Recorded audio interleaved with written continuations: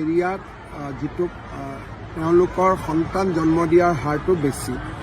আমাৰ হিন্দু মানুহৰ মাজত সন্তান জন্ম দিয়াৰ হাৰটো কমি কমি গৈ আছে।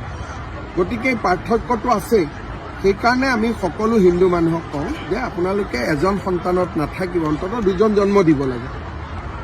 গতিকে যোনে পাৰে তিনিজনো জন্ম দিব লাগে। মুছলিম মানুহক আমি কওঁ যে 8টা 7টা নিদিব, কম কৰিব। হিন্দুক আমি কওঁ যে অলপ বেছিকৈ সন্তান কৰক, নহ'লে ঘৰখন চাবৰ কাৰণে কোনো নোহোৱা হ'ব। এৰিয়াত যিটো তেওঁলোকৰ সন্তান জন্ম দিয়াৰ হাৰটো বেছি। আমাৰ হিন্দু মানুহৰ মাজত সন্তান জন্ম দিয়াৰ হাৰটো কমি কমি গৈ আছে। গতিকে পাৰ্থক্যটো আছেই। সেইকাৰণে আমি সকলো হিন্দু মানুহক কওঁ যে আপোনালোকে এজন সন্তানত নাথাকিব, অন্ততঃ দুজন জন্ম দিব লাগে। গতিকে যোনে পাৰে তিনিজনো জন্ম দিব লাগে। মুছলিম মানুহক আমি কওঁ যে 8টা 7টা নিদিব, কম কৰিব। হিন্দুক আমি কওঁ যে অলপ বেছিকৈ সন্তান কৰক, নহ'লে ঘৰখন চাবৰ কাৰণে কোনো নোহোৱা হ'ব। এৰিয়াত যিটো তেওঁলোকৰ সন্তান জন্ম দিয়াৰ হাৰটো বেছি। আমাৰ হিন্দু মানুহৰ মাজত সন্তান জন্ম দিয়াৰ হাৰটো কমি কমি গৈ আছে।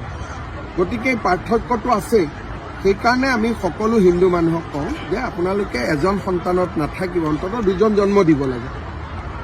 গতিকে যোনে পাৰে তিনিজনো জন্ম দিব লাগে।